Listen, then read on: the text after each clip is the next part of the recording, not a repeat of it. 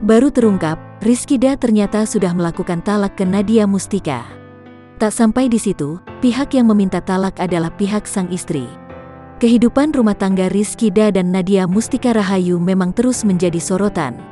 Pasalnya, pasangan yang menikah pada tanggal 10 Juli tahun 2020 lalu sempat diterpa isu negatif. Publik terus dibuat penasaran dengan apa yang terjadi dalam rumah tangga Rizkyda dan Nadia Mustika. Keduanya pun santer dikabarkan sudah tak tinggal satu rumah sejak tahun lalu. Namun kini fakta soal pernikahan Rizkyda dan Nadia akhirnya mulai terbuka. Kali ini, kembaran Ridhoda mengaku telah melakukan talak ke Nadia Mustika. Dilansir dari Kompas.com, talak tersebut sudah dilayangkan Rizkyda pada tahun lalu.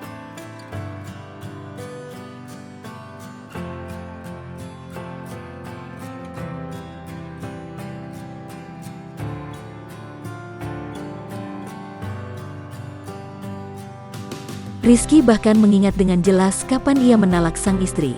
Selama ini memang sebenarnya, kalau talak itu sebenarnya di tanggal 22 Agustus itu sudah talak, ucap Rizkyda dikutip Tribun Style dari Kompas.com yang berjudul Rizkyda akhirnya akui sudah talak Nadia Mustika.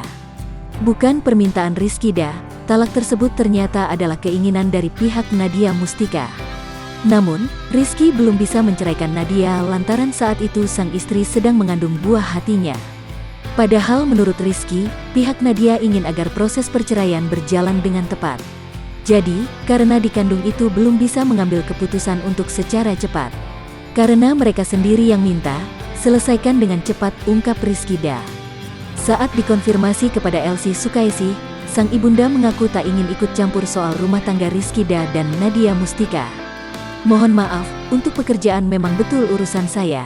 Cuma mohon maaf banget, untuk urusan rumah tangga, saya sebisa mungkin tidak ikut campur, kata Elsie kepada Kompas.com, dikutip Tribun Style Jumat, tanggal 28 Mei tahun 2021.